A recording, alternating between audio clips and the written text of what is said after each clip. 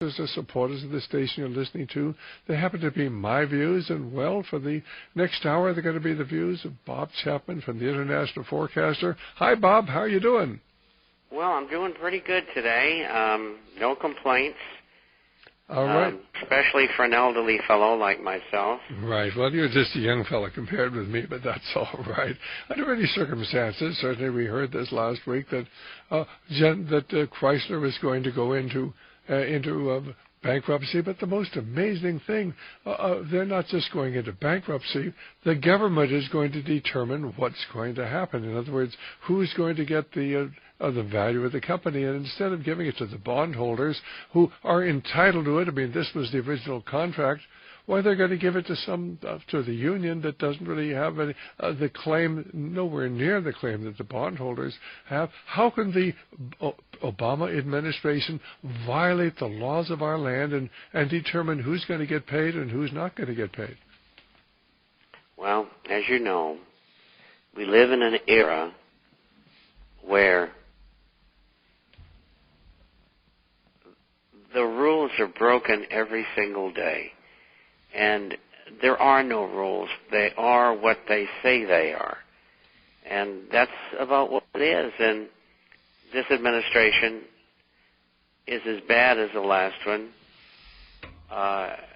Could be very much worse in a lot of ways. It's hard to tell so far, but the outlook is terrible.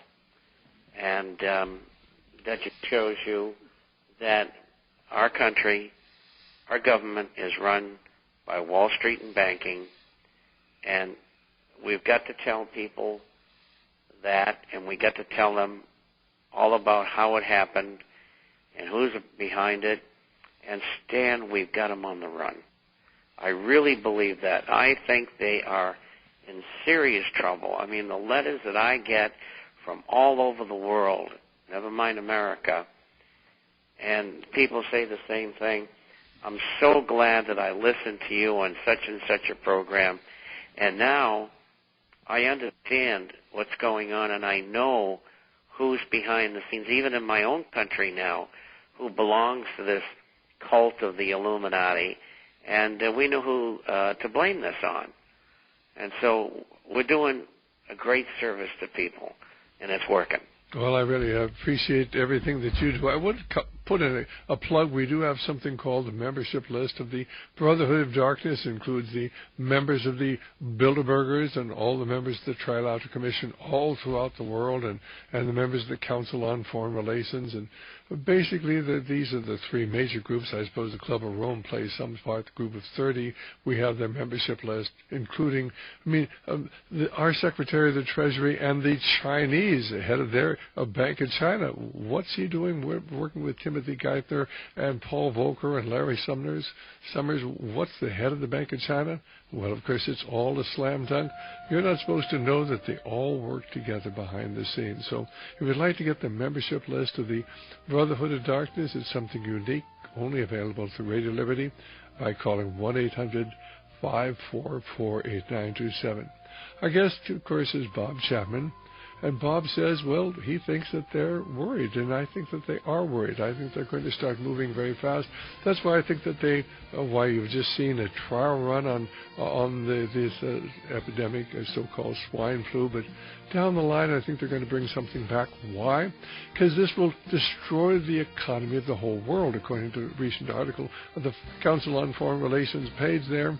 And I think that when the next wave comes of the next epidemic that they release, things will really get bad.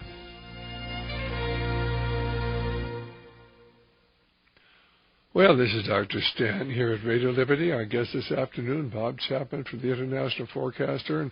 And Bob was saying that he's getting letters from all over the world, from people who are beginning to understand how this whole thing is controlled by the banks. I mean, it's not that the government is regulated by the banks. The banks regulate our government, and certainly Timothy Geithner is their man. In fact, did you see that article in the New York Times this last week about Timothy Geithner having regular breakfast with the people who run J.P. Morgan Chase and Goldman Sachs? Yeah, we ran that in the Forecaster, and they're all together. That's why Stan's list and your call in is so important. So, you can't tell the players without a program, and you should pick that up. It's well worth it. Well, it's just something we put together. Anybody wants it, our telephone number is one. I was just mentioning, of course, that we do have a new syllabus. It's called the membership list of the Brotherhood of Darkness. It has the list of the Trilateral Commission, from the Trilateral Commission all throughout the world, who these people are, the Group of 30, the Council on Foreign Relations, the Bilderberger Group, who's belonged to the Bilderberger Group through the years. Fascinating information, just all put together very conveniently for you. And understand we do have a small elite group that controls our country. Well, what's happening to the economy? Of course, we hear that things are looking better, that suddenly the sales were up a little bit this last month, and maybe there weren't quite as many foreclosures as there had been, and not quite as many people lost their jobs. We're still losing, 600,000 jobs a month? Well, it's quite a few, we'll get to that in a minute, but I want to answer your question on Chrysler. First of all, the deal with Fiat, which is a big trilateral firm, all dyed-in-the-wool illuminists, believe me, and the man who used to run it and his son who ran it after him, who got killed, they were old-time black nobility. And I did a study on them some years ago. And anyway, the deal was really hooked up with the U.S. government via the CFR types, etc. And it's interesting that what Fiat is doing, number one, 20%, 30% of Chrysler. Hold that thought. We're going to be back in just a moment here. Well, this is Dr. Stan, and certainly our guest is Bob Chapman, and he was just saying that as far as the Chrysler deal is concerned, you picked that up, 30% is going to who? Fiat. And that would be for their expertise and other professional proprietary things that they do. And if they are able to get Chrysler a vehicle on the road in the United States that gets over 40 miles to the gallon under their brand name, they'll get 51% of the company. Now, that's not etched in stone because, every minute this thing changes. Labor unions are supposed to get 55% of the action. Well, it's 106%. And then you get the bondholders, and the government is putting in, I think it's $8.2 billion, and we have the Canadian government in Ontario putting in $0.42 billion, and they're supposed to get 8% and 2% respectively. And on top of that,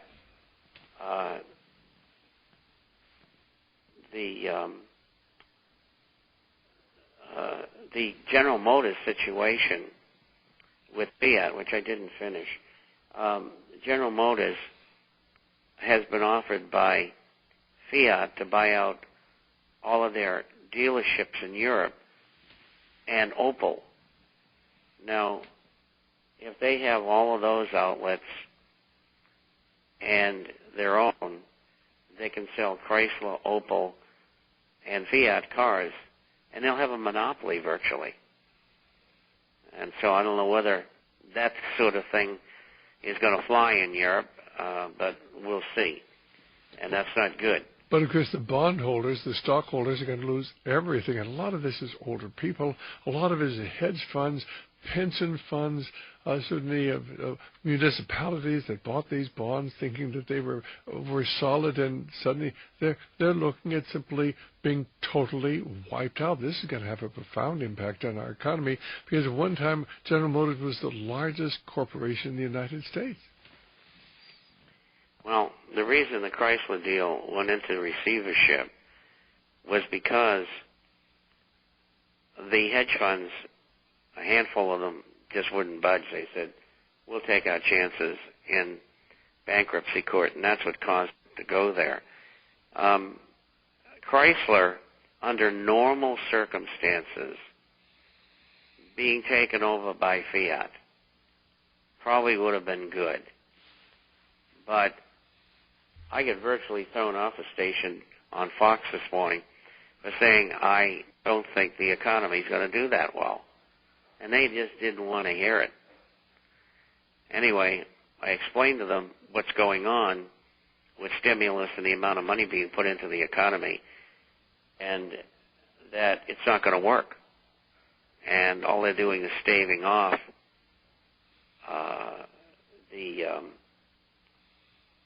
the inevitable. And the inevitable is the market just isn't there for anybody's car.